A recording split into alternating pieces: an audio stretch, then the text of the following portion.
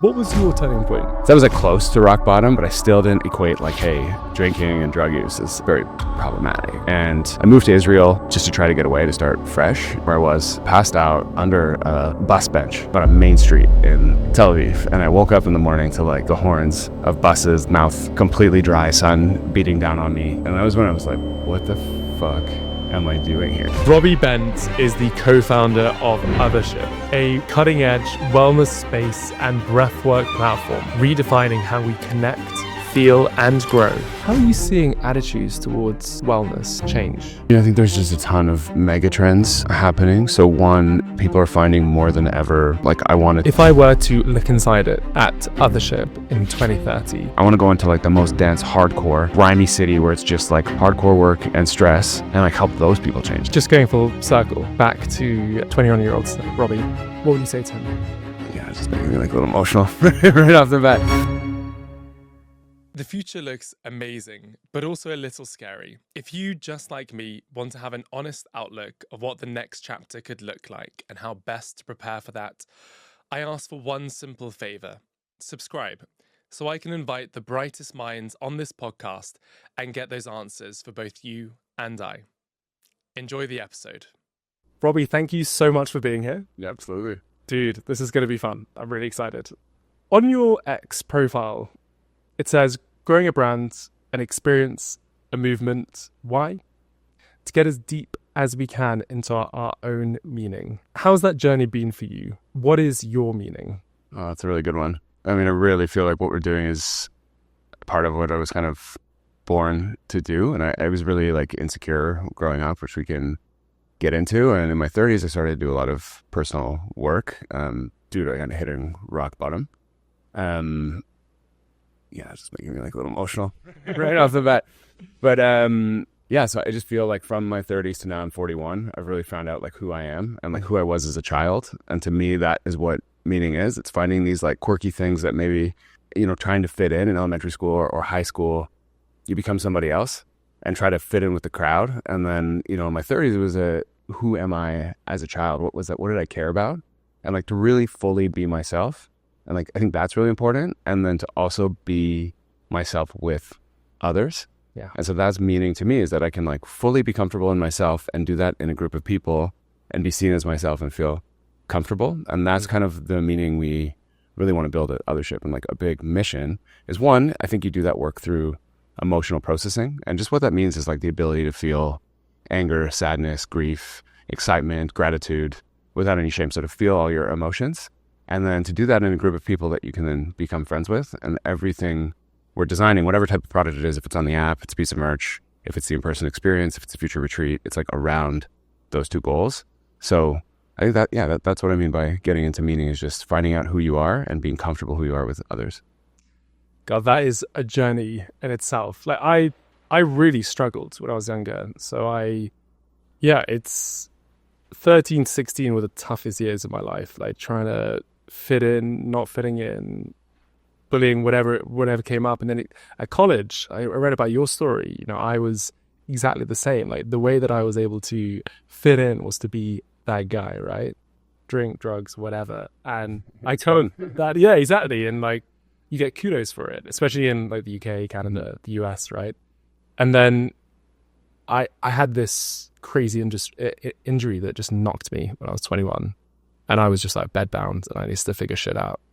And it just destroyed me. But it was like a kind of phoenix moment for me. What kind of injury? It was like laceration of my quadriceps. I cut my quadriceps in half. And that was the turning point. And it was a long journey. What was your turning point? What moment made you think, fuck? I mean, there was many. Like if we're just going to go there, like let's get into it. But in high school, like I always loved to be around people, and I would get validation from like feeling cool, being in a crowd, like feeling confident. And so like partying, drinking, super fun. As I got older, it was drug use, cocaine, stuff like that. And that was like okay in university. It wasn't like so damaging. And then in my early 20s, also like, it seemed fun, it seemed normal. And then around like 25 to 30, I would go out, have drinks, and like, Tuesday night, and then I would disappear for a day or 2 days and like wake up. And, you know, there was a moment I was struggling with drug use for a while. I had a company, it went bankrupt. I remember looking at like this receipt and having like $60 in my bank account, and like having money and like nice things was so important to my identity to feel cool. Yeah. And I had to move back into my parents' house. I remember like leaving my apartment, all my stuff packed in these like plastic bins. They couldn't afford suitcases, and like driving home to my parents' house. And so that was like close to rock bottom, but I still didn't equate like, hey, drinking and drug use is like very problematic. And I moved to Israel just to try to get away, to start fresh. And so I had an opportunity to go there. I'm not Jewish, I don't speak Hebrew. And it was just like, this is like, I need to be in a new space. And so I went there, and I got invited to this wedding. And at the wedding, I started drinking, and I met a girl at the wedding, and I took her from the wedding to like some nightclub, and, you know, I stole a bottle of tequila and we're drinking. And then we end up at this restaurant, like, you know, 2 a.m. to get breakfast. And I remember going to the bathroom and throwing up. Like, I'm out of the bathroom and she's gone. This probably like creeped her out, or who knows. Oh. And I left my wallet on the table, and I went out into the street, wasted, didn't know where I was, passed out under like a bus bench, like on a main street in Tel Aviv. And I woke up in the morning to like the horns of buses, like mouth completely dry, sun beating down on me, not knowing where I was. I look, check, no wallet, it's gone. I'm like alone in the city. And that was when I was like, what the fuck am I doing here? You know, already I had lived, when I first moved there, on the border with Gaza, and like there would be these like missile drills where like these alarms go off and you go into the apartment. And so it was like a pretty crazy experience. But that was a moment where I was like, what am I doing? Like, I'm here alone without any money. This business I'm trying to do here is not really working, and I'm still like struggling. And so it was kind of, but even then, it's still like I got lucky with the change. Like, it wasn't like I'm going to change now. It was just that opened the desire to start trying new things. But that was like a point where it was just like, holy shit. Yeah. It's like, it's weird, but often I see in life, like the people that have made the most like radical changes in their life and have kind of risen to where they want to be have had rock bottom, like real rock bottom, where things just could not get any worse. And that was a moment of saying, just like the introspection to say, I need to change my life. Yeah, that's how I feel. It's like, you know, I worked in finance, was a great job, paid a lot of money, hated the actual job. And like, it's very hard once you start on that path to quit, because you keep trying, you know, oh, in 2 years I'll get a promotion, I'll get a little more money, and you can easily end up doing something you hated. But I just lost my job. Like, the fund I worked for imploded, and so I just felt like a loser. Like, oh my God, I didn't succeed at this thing. But if it had worked, you know, like, mediocre is almost worse than rock bottom in a lot of ways, because there's no reason to change. And like, same, like I could have lived this life that was like very middling, just getting by, not quite happy, but hard to change. And it's easy to get that way in relationships, in your job, in your life. These things are good enough, and like change is scary. And so I think you said that, as a lot of people hit rock bottom, they're like forced. And so I almost think like it has nothing to do with me or my personality. It's really just was like luck that these bad things happened. And so I've like failed my way to finding what I wanted in success. So I just feel really lucky. So then Ethereum, that came into your life. You were part of the Ethereum ecosystem, right? Yeah. Just when things were starting to hot up in the space. Yeah. So again, like just really lucky. And that kind of gave me the financial wherewithal to start Othership. But before that I had done a startup and it failed. And I really, after finance, was inspired to like, hey, I still want to be rich. I can do a startup. It's not that hard. I was 24. The startup we did was like a roaming solution, like a global SIM, and it just never worked. The product wasn't great. We made so many mistakes, and so it failed, and it was like really hard for me. So around 28 at the time, and I was broke, as I mentioned, and I was like, okay, I'm not in finance. I'm not an engineer. Like, what are my skills? I've just done this random thing. And roaming, not knowing a lot of those skills would be useful later on. So I went on this journey to Israel, got into meditation, couldn't get home for Christmas, didn't want to spend money on the flight. I did the Vipassana retreat, which is by donation. And so I was like, okay, well, it's a free thing. And, great. I can eat there and, it would be a good way to spend the break. And so I did that over New Year's, learned about psychedelics, got into psychedelic medicines, and got sober from that. And when I came back, I changed my goal set from, hey, I just want to make money in the fastest way in any way possible, to I'm going to be around smart people. Like, that's what I feel like. I was listening to a lot of Tim Ferriss, and it was just like, surround yourself with like 5 people that are really smart. And so, again, super lucky. Someone I did ayahuasca with, a good friend, was like just getting into the crypto ecosystem. He was an early investor, and he was like, hey, why don't you come down to San Francisco and like meet all these people with me? And I was like, okay, like, you know, I don't have a job. Like, I remember trying to get a job at Uber as like a GM, and I was so excited, and like didn't even get to the final interview, and I felt like dismayed, and I was just like, man, I can't fucking get a job. And so I was like, yeah, I have no skills. I felt really like I would have nightmares about like investment banking bosses throwing stuff at me, and I would wake up feeling like, at this point? I'm like, it's 30, 31. And so I ended up flying out to San Francisco and just meeting all these people and like helping for free. And so I'd help put on events. I remember I like interviewed 100 developers building on Ethereum, asking them what they would want to see, and then talking to people to find donations to like fund these things. And it turned into this thing called the ETH Prize. And the Ethereum Foundation was like, why are you doing this?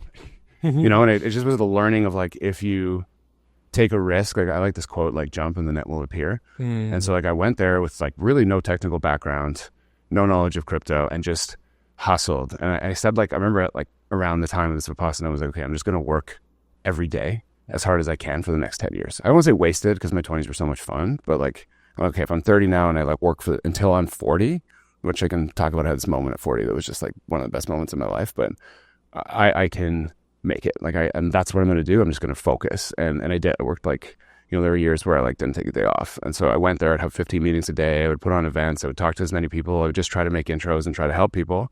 And yeah, it ended up leading to a job at Ethereum where I would get paid in ETH. And that was a crazy experience because all of a sudden, you know, within 1 year, I was like, I had more money than, you know, it wasn't like, for me, it was a lot. But like, I was like, yeah, okay, this is amazing. You know, like, wow, like I can't believe it. I'm not broke anymore. And then, you know, Ethereum went from like $1,200 back down to like 200. And so I lost 80% of my money. And then I couldn't get out of bed for a few days, weeks, because I was like, oh my God, I had it. And why didn't I sell it? And like, I'm going to be broke forever.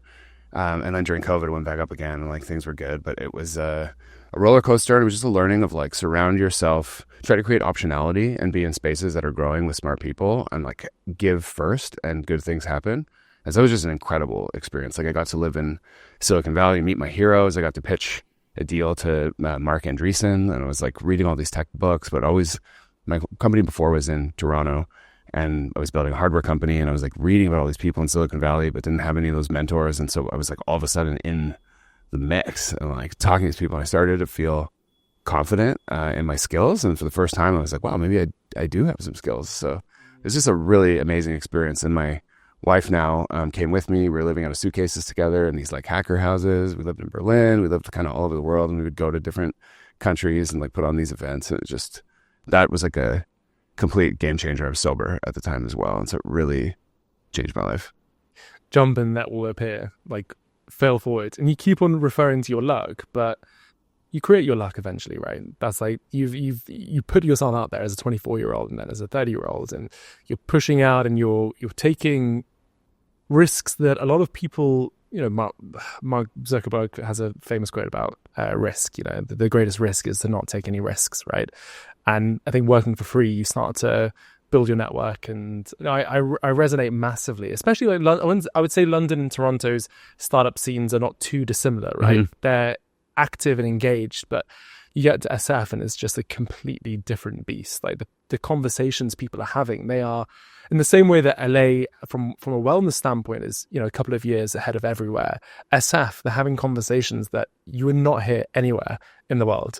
Like when I was in SF a few weeks ago, you know, we're talking about digital brain emulation and whole body replacement and all these kind of theory, like these thoughts that people would just find way too science fiction. It's crazy. Every city. So I've lived in LA, I've lived in SF, I've lived in Berlin, I've lived in Tel Aviv, I've lived in New York, I've lived in Toronto, and cities have a culture. Yeah. And the one in SF is like ambition and intelligence. And that's obviously a generalization. But when I was there, I remember like taking acid at a event, and on acid, everyone's talking about like, how do we build this new blockchain protocol for security? And I was just like, holy fuck, these people are crazy. Like, it's just, you were there to like build. Like in New York, it's like, okay, I'm here to make money and be successful. And in SF, it's like, I'm here to build something impossible.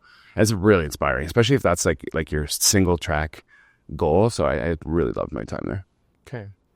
And then you've made some money and you're thinking, what do I do now? Yeah, so I eventually my wife was just like, hey, I was like a little bit old to be doing that. So, I'm like 32, 33. And my wife is just like, hey, we've been traveling for like 2.5 years. I have this one suitcase. We're living in houses with like 15 coders that are like 20 years old.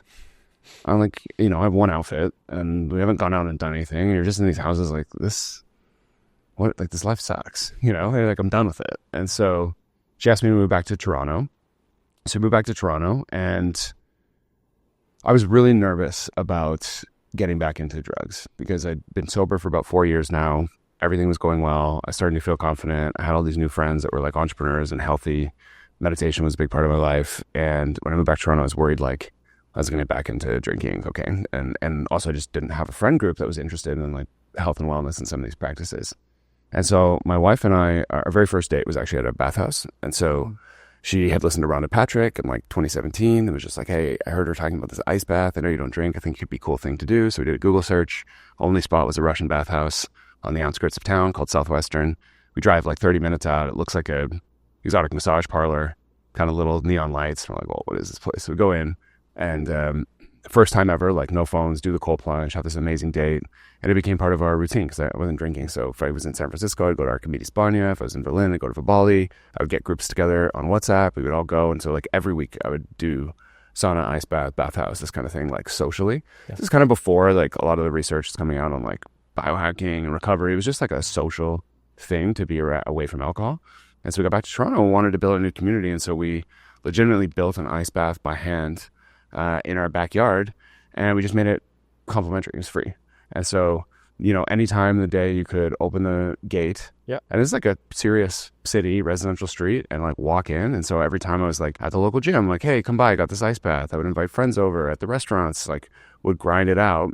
And myself, my wife, another couple, Harry and Amanda, and one of my best friends, Miles. So there's 5 of us. So I think we're the only company in the world where like 2 of the co-founders are couples. Yeah.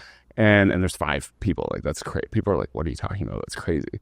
And so we just did this, and we would work it like one night each every day for the summer. And we'd have like coffee, we'd have towels, we'd have a fire going, and people would come. And then we made a WhatsApp group. So if we weren't there, you could just be like, hey, I'm going at 4. And people would show up. And that grew to 300 people. Wow. We had it was initially called Inward, and we called it the Inward Underground. And then as it became winter, nobody wants to do an ice bath outside and like in Canada. So we kind of were looking at my garage like, I wonder like, I was renting this house and there was like a 3-car garage that was just like, it was empty. We used for woodworking. And so I asked the landlord, hey, like, can I renovate this? And so myself, Miles, we like GC'd the project ourselves and, bought a sauna, put the cold plunge inside, designed this little tea room, painted the space, put about 80 grand into it. And it was awesome. And it was just like, again, for the community, for the neighborhood. And that grew to 1,000 people. And we're like, well, this is nuts. Like, it was doing like 20K in sales. Okay, you're starting to charge. Yeah, starting to charge at that point. First is by donation, and then we just set up like a mind-body back-end platform where you could book, because it started to be like, how do I go? Initially, it was just a Google sheet where you'd put your name there. Yeah. And so we started to charge, and every day one of us would work. And then in that space, like at first, people were coming, and they're like, we had this whole spiel, like 15 minutes about like inflammation and health and why the ice bath. And then we realized like nobody actually gives a shit about that.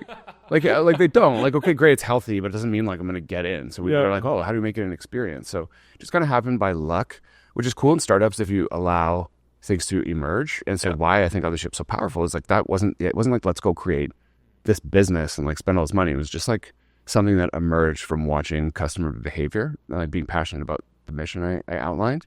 But they would...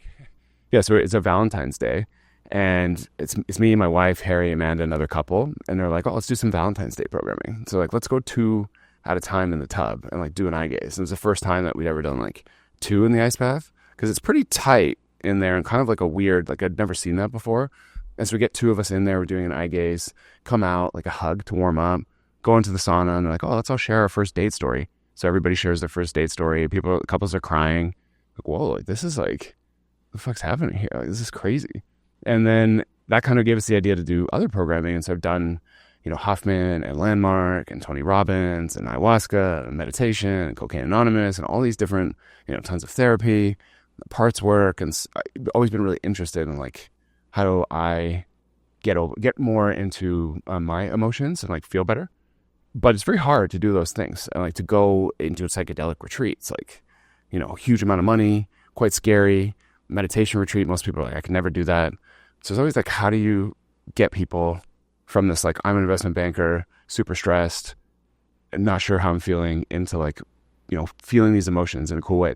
Accessibility. Exactly. Yeah. And so we have people over for the sauna, and we have like, you know, a lot of my friends are like in finance and stuff and a bit older with kids. And all of a sudden we're like, okay, let's turn out the lights. And we have like this drum, we're playing the drum, and like, hey, you share what you're angry for. And someone's like, yeah, I'm angry for like, I'm frustrated at work. And I'm like, next person shares. And then all of a sudden I'm like, okay, well, let's all scream. And like, we're all screaming in the sauna.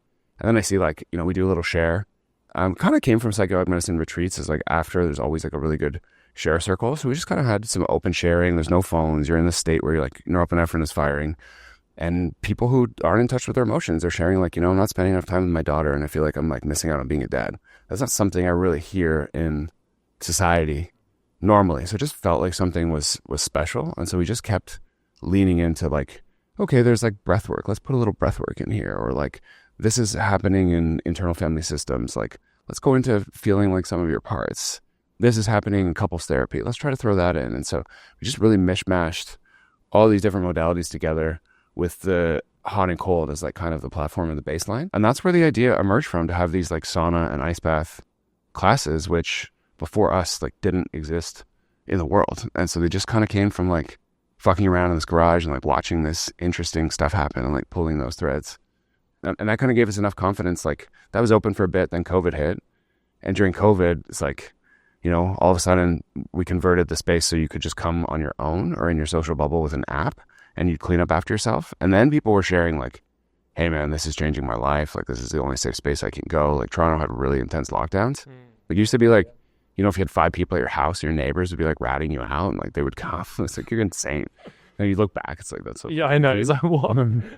So people were coming, and like I remember after New Year's that year, like we'd open in September, and it was like New Year's, and then like COVID hit in February, and then people were still coming, and I got all these messages like, this is the most impactful place I come to. I met my girlfriend, I made friends, you know, I'm dealing with stress, I'm dealing with depression. And that was the first time where I was like, whoa, like this is a fucking garage, and it's like changing people's lives. Like this is crazy. So that kind of gave us the confidence to sign our first lease. And at the time, like, it seems now you go to the space and you're like, wow, it's amazing. Like, so obvious, you know, like you're in the sauna, you're not on your phone. It's like, this is an incredible experience, which is leading to like mass expansion of the idea now. But when we opened, people, like the landlord was like, what are you guys talking about? Like, this will never work. I remember there was like a little press piece like before we were open, and in the comments, people were like, these guys are jokers. This is disgusting. People will never go. Like, they're going to lose all their money. And like, you know, the first vaccine had come out and we'd signed the lease. So we got like a really good deal, but it was like, are we going to be able to open when the construction is done? And so it was, and we self-funded that one. And so it was about $2 million. And so it was a big chunk. We all put up like amount of money that would have been hurtful to lose. But we were like, okay, we have, you know, enough people coming to this garage. Like we don't have to meet many more to break even. And so it felt like really aligned. And we were just like, okay, I wonder like maybe these classes are mainstream. And maybe people want to hang out without alcohol at night. And so we took the risk and like just went for it. And a lot of people that have had plant medicine journeys start to believe in, you know, a serendipity, synchronicity, like things happening for a reason, and getting more into their prefrontal cortex. They start almost saying that they have psychic abilities. And I've felt that for sure. But it feels like there was a bit of a divine intervention that was going on. The fact that you guys it feels like you're meant to create something as incredible as you have. And just to say to the listeners, I went to Othership in November, and it completely transformed my experience in New York, and I've been a massive advocate of the brand. So yeah, it's amazing. I love it. It makes me so happy. Like when I saw you outside and you told me that, it's just like immediately my day is better. Like it's still like the best thing for me every time I get a message. Like yeah, I'll get like now, because so many people are coming through, like, you know, we can get 2,000 people a day on the weekend and across our spaces, and I'll get like 1 to 2 messages a day like, hey, this changed my life. And it's just like the most rewarding. Like I can't, like I would almost do this for free, just because of how like impactful and like how good it feels. But a divine intervention, craziest story.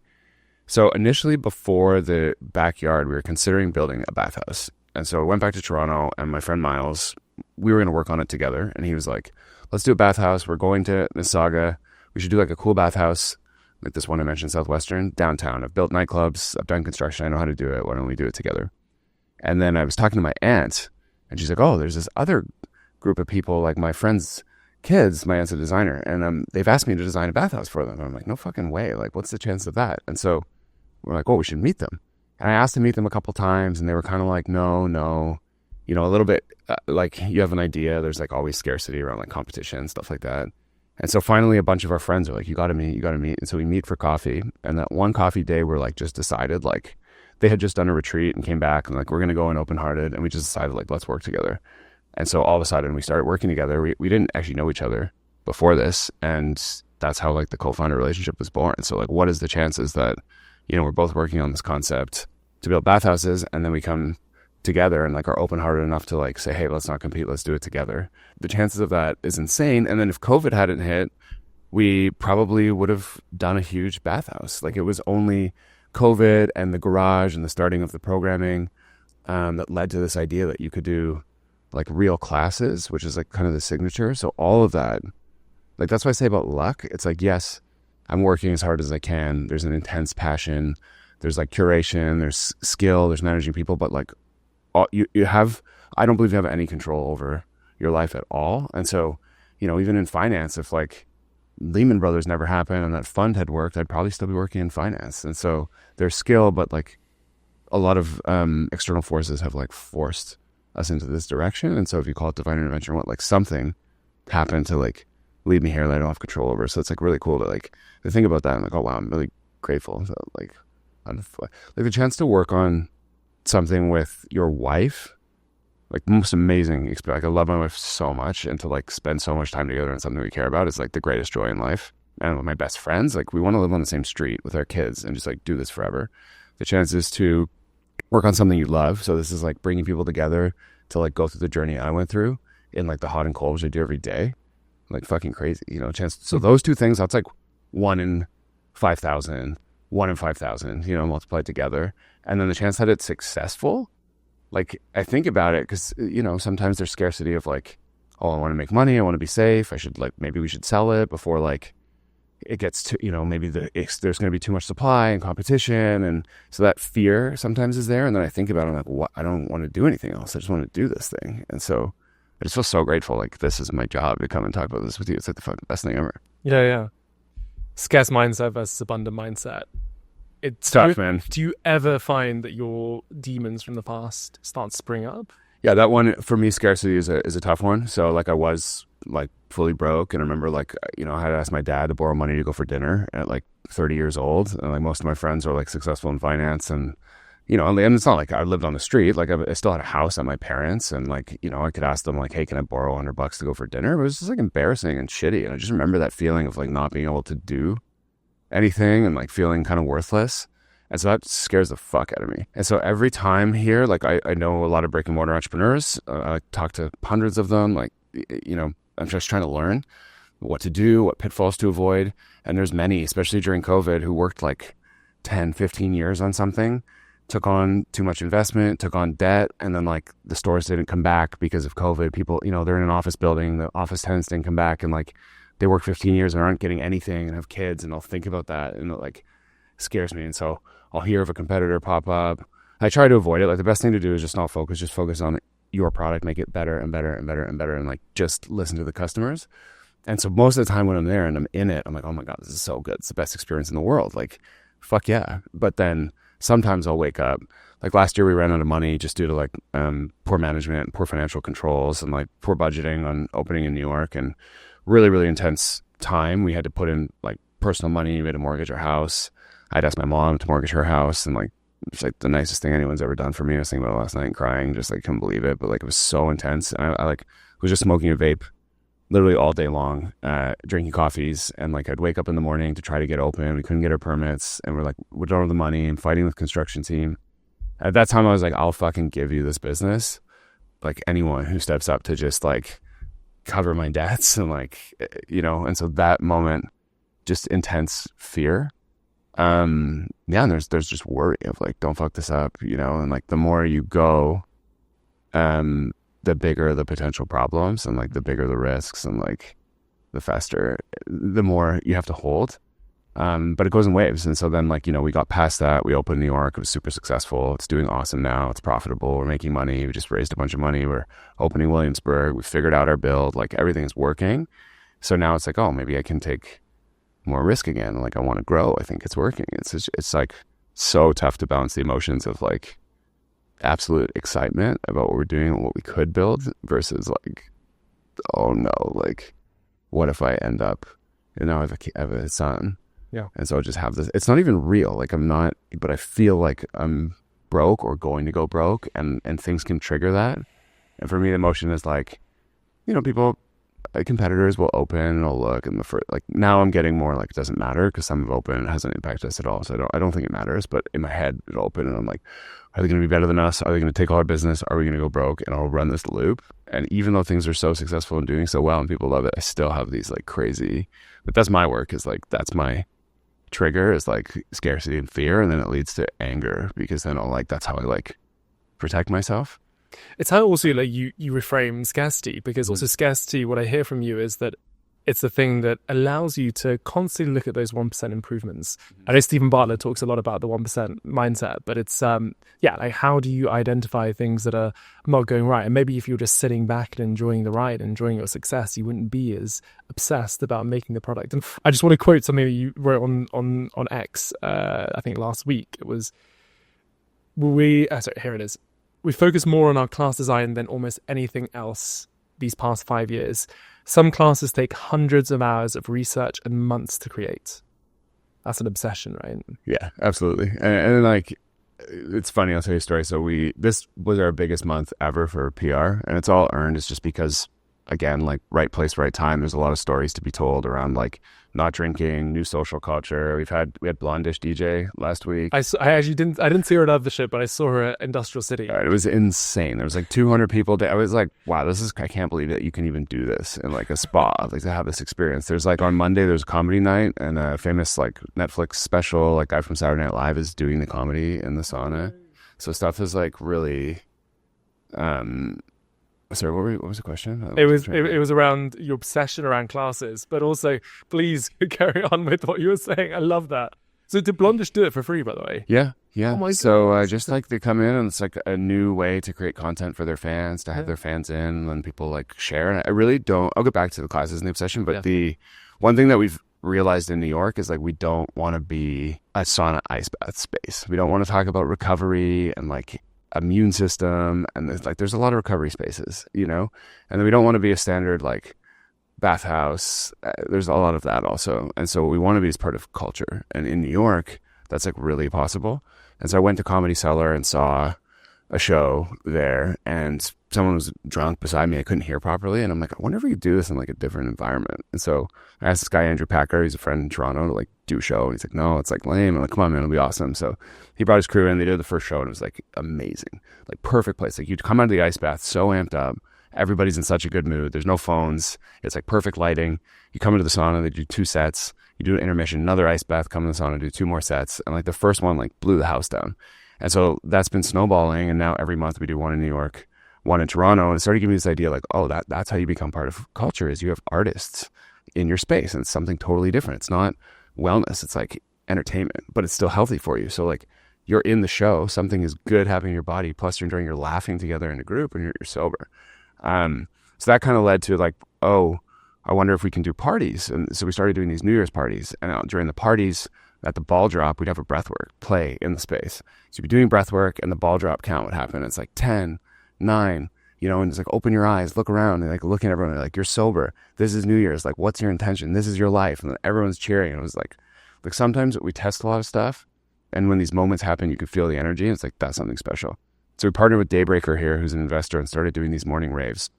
The first one I went to, I'd like never felt anything like it. Like they have and they're the ones who brought in Blondish, but they have like trombones and saxophones and people singing and an MC, and you're at a party. It's like the most lit party you've ever been, but everyone's sober, and you see people leaving, and it's somewhere in the morning. So it's 9 a.m. on a Wednesday, and people are leaving. They like are so confused about what's happening in their body. It's like they're at the best party ever, leaving to then like go to work. And so those we started doing, and they're getting crazier and crazier, and like the DJs are getting bigger and bigger. And so, you know, okay, that's awesome. That's now part of culture. And then we just started last week these music listening nights. And so we're having like underground artists, when they launch their album, come and like play a song live in the tea room and then do a listening party. So it's kind of the opposite of Daybreaker, where it's candlelit, acoustic, more chill, more connection, but a new way for artists to connect with their fans. And so I see a world in like 12 months where Othership has like best comics in the world, best DJs in the world, best artists in the world performing. And then it's like, okay, it's not a Sauna space at all. It's something completely different. And that goes into the mission of like socializing, making friends. So when you think of it from that, like as the platform is like going into your emotions and making friends, you can do so much with that.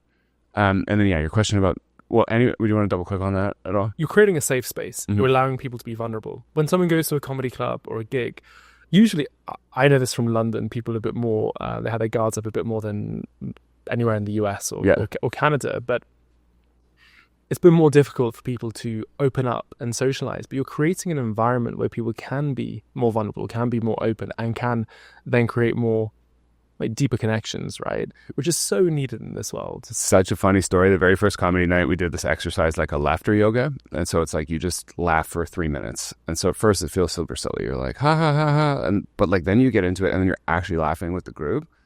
And so we're doing that to warm up. And the comic comes in and he's like, what the fuck is this? Like I have to like scream and like scringe for a laugh. And like this owner like just tells you guys in this cult, like start laughing. And I come in, everyone's laughing. And so he was like, blown away. So I thought that was really cool. And then the question on the classes, like that, like we just dropped this class, Gratitude. And so Harry creates the majority of the classes with his wife Amanda, and we'll like listen for like themes that people are asking for.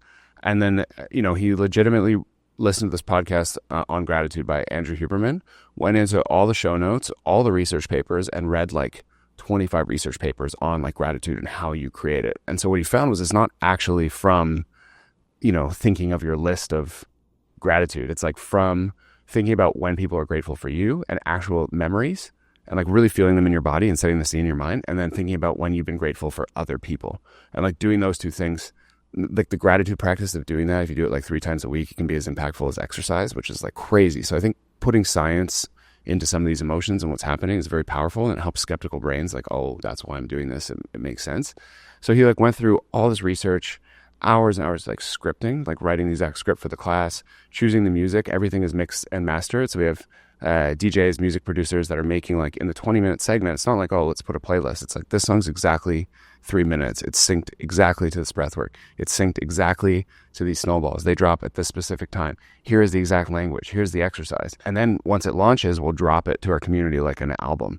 So we have 2 WhatsApp communities, 600 person in Toronto, 550 in New York. And so we'll drop it in there and say like, hey, we're launching Gratitude. Like, who wants to come? And so we call, once you've been 22 times, we call you a shiphead, and you get invited to this WhatsApp chat. And we've always been about the WhatsApp chat since we started. It's like part of the brand and how we like, again, create more friendships. And so we invite people, and then we do it once. And then only that, we like wait after the class, collecting meticulous feedback, and then it gets iterated. Then we train a few guides on it, and then they do the class, and then it gets iterated. So that class has been iterated on like, 25 times to get to prime time. And so like the level of detail is even like the language we use. We're not saying things that have a spiritual bent because we don't want to alienate. So we won't say things like chakra or energy. It's all like things that are universal to everybody. So gratitude, anger, acceptance, these are emotions that everybody feels. So we're like very careful in how the brand is portrayed so that it's accessible to people to like do this emotional work in a way that's not off-putting. Every single song on every playlist is hand selected and like signed off by Harry. So we have like 7 different playlists, and originally they were open, and then we were like, actually there's been so much effort, let's like make this like a little proprietary for like the vibe we're creating. So he'll like listen to like 1,000 songs to get the perfect arc. Like he's working on one now called Journey Through the Seasons.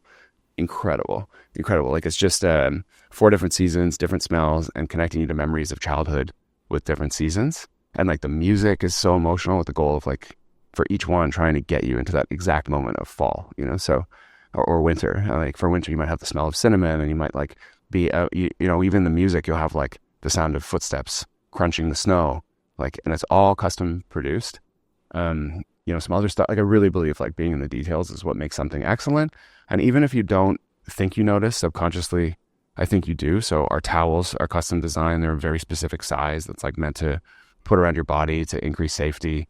The lighting palette is meant to like make you feel safe in your body. Like just the way the sight lines are done, they again create safety and create a lot of nooks for intimacy and chat. Every product that we create in the experience, we don't sell anything else at retail except our own products because we want to like own that end to end. So the soaps and the shampoo and the conditioner are all smells that you'll find in our classes. The signature scent that you feel in the space was like custom designed by Harry. So it's 3 cedars and orange. It's like literally every single touch point we've like thought about. And so I think that level of detail and like it doesn't, the classes is really the magic. And like, yes, you can come and have an amazing sauna and ice bath. And a lot of people like that better. But when you come to like the loving kindness class, like I had this experience with my mom. And my mom and I had a bit of a turbulent relationship in high school, but like I love her so much. And I always wanted her to do plant medicines, but she won't. And so this loving kindness class was the closest thing we'll ever get. And you look at each other in the eyes and you imagine the other person as a baby, as a child, like super innocent, feeling their hopes and dreams. And we're looking, we're both crying. I was like fucking amazing. And so have that experience, you know, and for Mother's Day, it was so powerful. It was just like, hey, if you want to bring your mom, it's free. Like anyone here, like bring your mom for Mother's Day and like have this experience. And it was just like so epic to have that happen. And so I don't think anything is better than like continuing to make these classes have those kind of emotional responses. And so like no amount of effort is too much effort. And whenever there's a new idea, it's like, yeah, let's fucking go.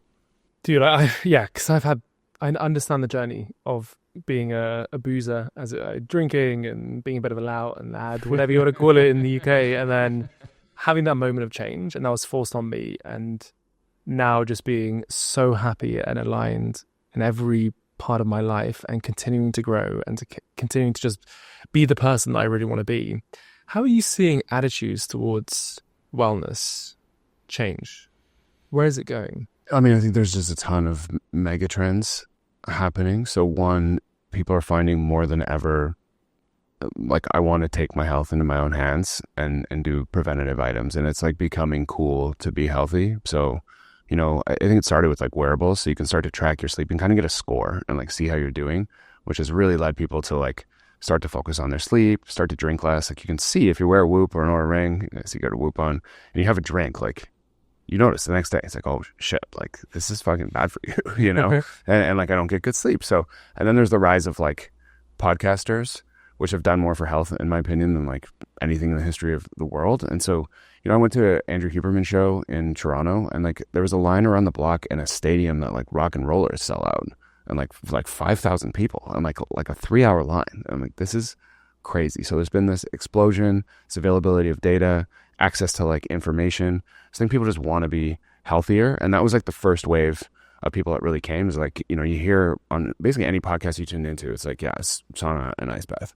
Like you hear it everywhere. So people are like curious, they want to be healthy. The second wave, which we're in now, which I'm seeing, is like people are drinking less. And I think when you want to be healthy, you know, if you're taking plant medicines, you're like, I shouldn't be drinking, or I want to drink less. And okay, well then what do you do? And so people are looking for like these social experiences to connect that aren't around alcohol. And that's been huge in New York. And so people want to do like singles nights. They want to go on dates. They want to meet people. We have a class called Friendship.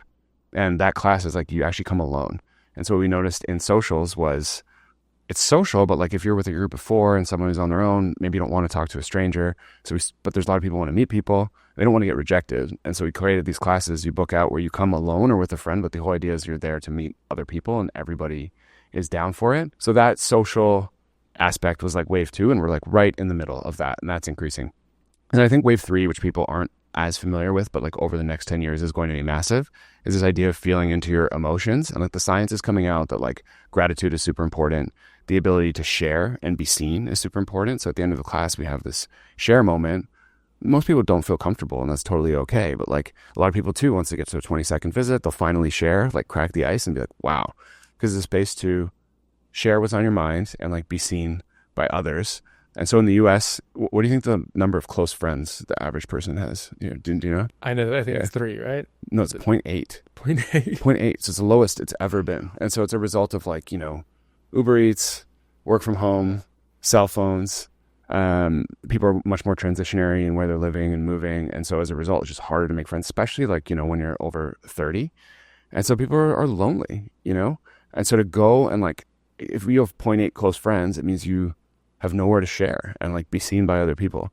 And so, but that's not known that like people even need that yet. So that's not something we can like market and bring people in for it. It's something that just happens when you go and you see someone share like, hey, you know, one that stuck out to me is a mom was there and she was sharing that she thought her son was going to die. And she literally found out that she could save him with an organ transplant. There was like a 1% chance. And she was at Othership that day to do like her last Othership before she went for the organ transplant. And she shared that. And it's like, holy fuck. Like when you see someone in that level of rawness and like get to feel into that like kind of feeling. And so I think that's like wave 3 is just like being a human being. And like you can't, again, it's tough for us to market that stuff. So a lot of times we're talking about love and kindness class and people are like, oh, there's an eye gaze. Like, you know, there is like some like, hey, this is too much. But I think even those people, when they come and like feel into it, you just watch like the level of how it impacts their life. And so I think that is the wave 3. Like I would love to create a world in which working on your emotions once a week is like a normal practice, just like exercise. And so just feeling your emotions in your body, because I think the science will show us in 10 years from now that is just as important as exercise and diet. So I think that's where things are going, is like working through your emotions. And then also science is showing like you need to have fun, you know? So you see these like biohacker memes where it's like the guy's morning and he's like, I wake up, I do 2 hours of, you know, I carry my chicken breast in my pocket, I do my cold plunge, I swim in a cold river, I do my red light therapy, and it's like a 6-hour joke. And I think that problem with that wave 1 of health, it's like an individual pursuit, and I actually don't think it leads to happiness. Definitely make you feel better, which is a huge part. But like to me, what I really, and I was that person, like I was upset because my brain is like addict brain, like fucking gotta get my scores and like gotta do all these things. And I think the reality is what, you know, I heard something from Tim Ferriss recently where he's just like, you want to cure depression, go for like 2 long dinners with friends per week. And so I think that is the next movement and shift, is just like wellness is actually play and fun and gratitude and emotions. And I think that's going to be like just massive over the next 10 years and probably bigger than like health for my own scores and to live longer. For sure. I feel like we're still part of an early adopter crowd. I sometimes kid myself in thinking the whole world thinks the way that I do, right? In my microcosm, that everyone is, you know, looking at the wearables and speaking about gratitude. I went on a date last night in New York and I was pressed by, I barely drink anymore. Yeah. Maybe every 3 months, you know, if I'm skiing or at a beach party or something. But I'm not drinking in New York, right? And she pressed me, I think, 7 times, like, go on, have a drink. And I was actually pretty uneasy by the 7th time, like, why did she keep pressing on this? But in myself now, I don't really give a shit if someone's going to question it. If they're going to judge, if they're going to be like, what the hell, then that's just such a turn off. Maybe a year or 2 years ago, it had been like, I feel a bit bad for not drinking. Like, I look like the weird one here. Yeah. Where are we right now in this movement? You say movement 3, 10 years. Yeah. And when do you think we're going to reach that inflection point where you start to see it become more of a mainstream idea? I don't know. It's pretty interesting. Like usually these things take like 10, 20 years. Like I'll look at an interesting model to compare is like the Pilates movement. And so that started, I think in like kind of 2004, my sister was doing it. And, you know, we're 20 years in and it's like exploding. You know, it just becomes clear that like that's one of the best ways to work out your body. You need to build strength, also flexibility, mobility. And so like my sister and I, she has a health and wellness brand called Jaybird. Amazing brand. It's a Pilates, but like with a mental health and like emotional aspect in a beautiful, almost like art studio. And so I think it's the nicest fitness studio in the world. Like the design's insane. And so it's in Toronto. So she's coming to New York also. But there's Othership and there's Jaybird beside each other.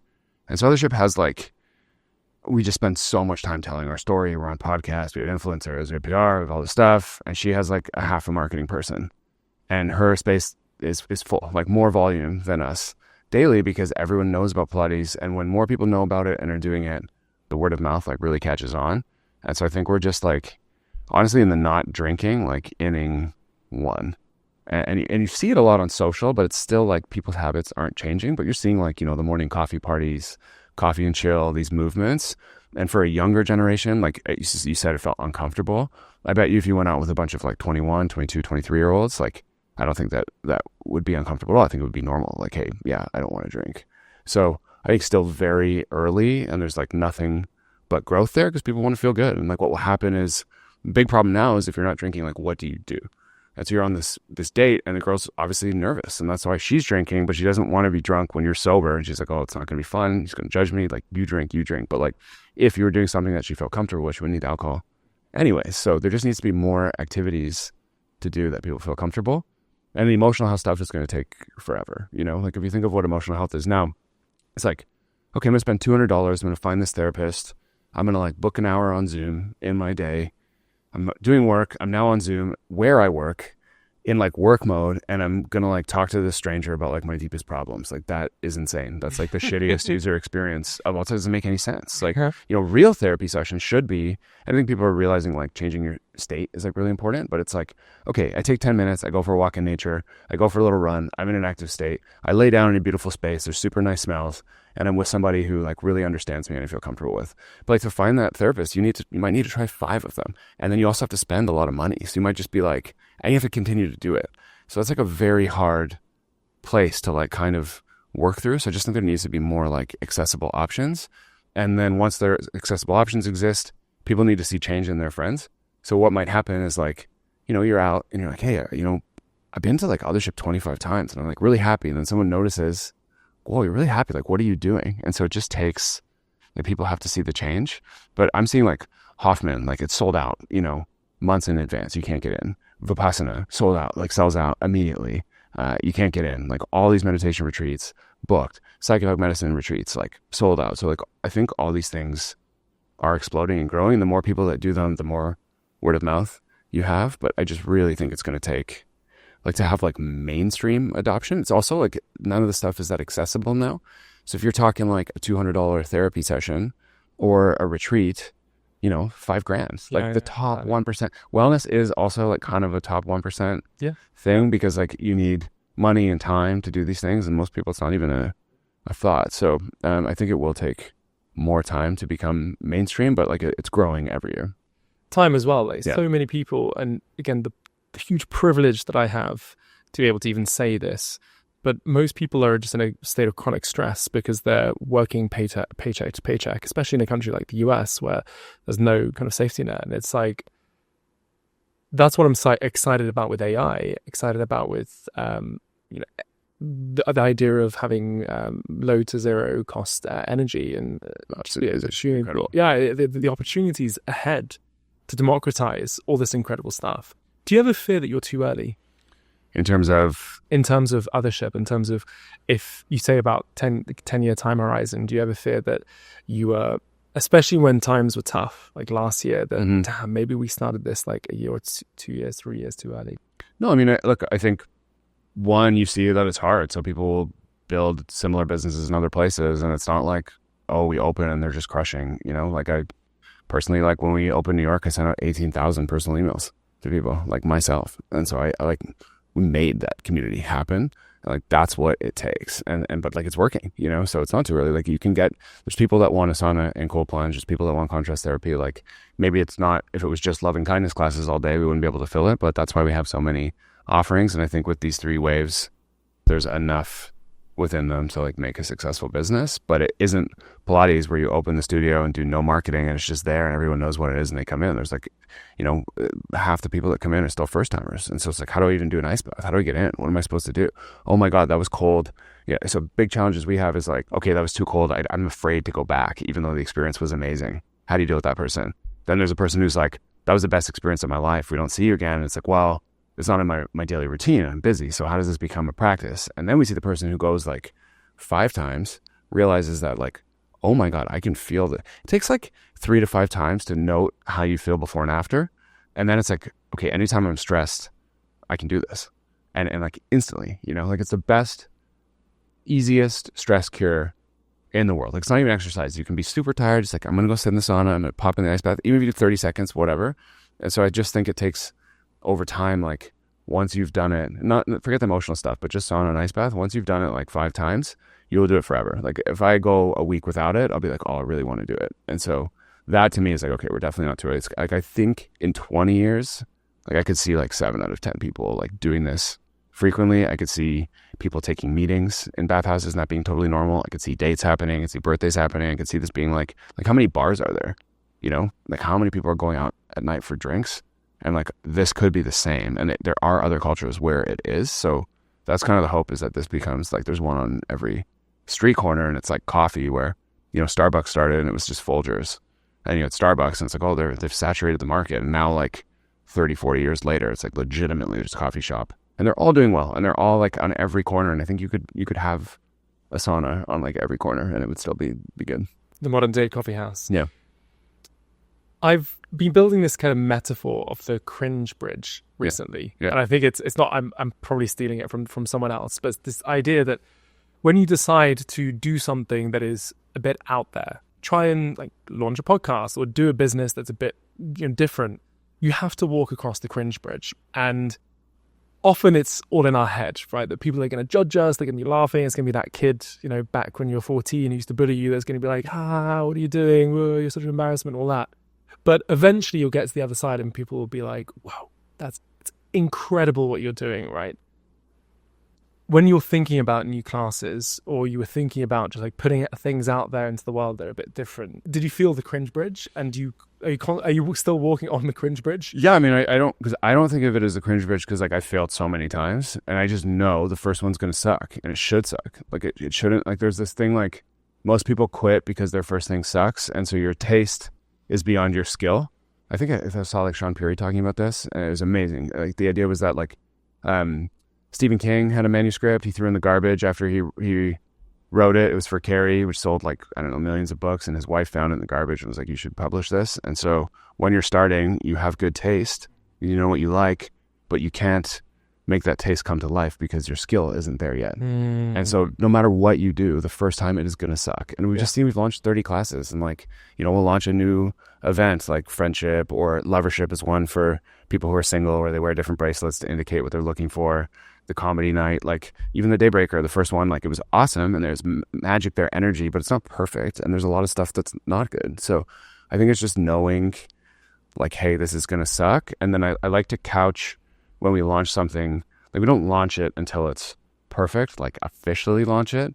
So we'll know like, hey, this is a test, come and tell us what you like. But I think it's very important to be putting stuff out super early, and also knowing like, you're spending so much time, like we do all these amazing processes. We used to do all these amazing processes, so detailed, every line, this will happen, then this will happen, and then you launch it, and then like none of that works. And so now it's like, oh, just try it, and like if people don't like it, whatever, So I think it's definitely there. Nobody likes to do something shitty, but I think it's a nice feeling of just like, it's supposed to be shitty. And so that's how I like kind of get over it, is like, yeah, it's supposed to suck. It's the first one. What is the magic? It gets so easy to criticize something, so easy to go into another space and be like, that sucks. Oh my God. But like the real magic, and even I know you're an investor, and for VCs, like the best ones, so the worst ones will just tell you why your idea will fail, which anyone can do. And the best ones will find what is the magic kernel in this that could be successful. So if I'm going into any other experience, I'm looking at like, what is the one thing that they're doing super well that like maybe we could take and use. And so, I think it's like, how do you find the magic even in the first one to like build on, and like identifying that feeling, that spark is like, I think a very, very solid, being not afraid to go, and then looking for what that spark is like what you need to create. Robbie, I want to go into your crystal ball. Yeah. You talked a bit about the next wave of wellness, but if I were to look inside it at Othership 2030, what would it look like, and where would you be? Yeah, so I really like two things that we touched on. So there's our mission to like help people create friends, reduce loneliness, help people process their own emotions so they feel like themselves. Those are like kind of the overarching thing. And I think two problems I'd love to solve. One is like, most people don't know they need this, but they feel shitty. And so you're in modern life, you're working from home most of the time, you're paycheck to paycheck, you're on your phone all day, you're looking at social, you're eating shitty food, you're not moving enough. Humans aren't meant to live like this, but they also don't know like what they need, and they don't even know they need like emotional work. And so I feel building the thing that's like the onboarding into that world is amazing. And then I feel the other issue is like, when you go on retreat or you want to get involved, where's your group of friends? So I've been on so many of these retreats. We form a WhatsApp, like for 2 months, it's like, man, how you doing? Blah, blah, blah. But you all live in different cities. So you come back and it kind of fades, and like the magic fades a little bit. And so for Othership, I'd love to build this system that like, you come into the space, you start to realize this stuff is important. You go deeper, you start to do the emotional classes. You then go on retreat with other people from the space. then from the retreat you come back and those are your friends. And so like it's a built-in pattern. Like a lot of people who've done this work are like, oh, I gotta do a retreat center in Costa Rica. And I'm the opposite. I'm like, I want to go into like the most dense, hardcore, like grimy city where it's just like hardcore work and stress, and like help those people change, like where it's needed. And so I'd love to do like, you know, Otherships in like every major city, like a mega $100 million retreat on the outskirts that's kind of like has Hoffman like processing. You know, it's like an emotional retreat that you go to. There's like outdoor bathing, it's in nature. You do that like pilgrimage almost once a year, and then you come back and you do it with people that are in your city. So, you know, anyone who's been 11 times or 22 times gets invited to go on this retreat. You go together, you make friends with them, and then you have this healthy thing that you do weekly with that group of people. So you find your friends, you find your community, and you focus on like emotional health. And so I think if we could build something like that entire system within the next year, I think it's definitely possible. That would be like, I feel really complete. And even like for me, 10 years, like 2030, there's not enough time. Like I'm listening to a lot of founders podcasts and, you know, great brands like Raising Cane's and Whole Foods. And like they're built over like 40 years. And so I'm only 41 and I could see myself doing this until I'm 70. And so if you have that long of a timeline, like what could we build in 30 years? You know, could we build like Canyon Ranch is doing a city in Austin, like a wellness city of like 150 homes?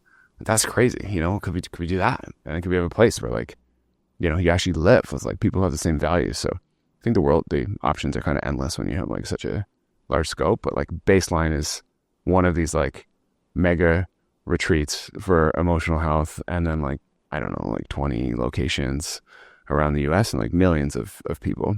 Just going full circle back to 21-year-old Robbie. Yeah. Or Robbie in Israel on the side of the road. What would you say to him? Yeah, I had this moment. It was probably like one of the best moments of my life. And so at 30, I had a surprise birthday and I didn't know it was a surprise. And so that night, I just ended up doing cocaine the whole night. And like we were out for dinner, we're drinking, everyone else went to bed, I was awake, and I just did cocaine by myself the entire night until like 8 in the morning. I went downstairs, have a cigarette, and like lo and behold, there's a surprise. It's like my family there and friends, and I'm like haven't slept, and I'm like haggard and just feeling fucking terrible. It felt like it was another like pretty rock bottom moment in the mix of those years. And then when I was 40, so I've always hated surprises because of that one. And I would tell my wife, like, I fucking hate surprises. And turns out I actually love surprises, but we're in Williamsburg and, you know, we're trying to get open. She's like, oh, we got to drop by the space tonight and like do something. Like, oh, okay, like fine. So we go in the space and like hear this music and kind of come in like, what's happening? Go in, there's this huge party and it's my 40th birthday and like a whole bunch of friends have come in that she like surprised me with. My family is there and there's like 200 people, like a whole bunch of people who've been supporting us. And we go in the sauna and my co-founder Harry, he's a musician also, and he wrote me a song about me and about his love for me. We've never heard like a man-on-man platonic like friendship love song before. And in front of my mom, in front of my family, we're holding hands. I was like just fucking crying because I was like, wow, at 30, like this happened. And now at 40, I'm like in New York. Like grew up in Guelph, this like town. Like to build in Toronto was a big deal. Build in New York is like a miracle in my mind. Like in Flatiron in this beautiful space.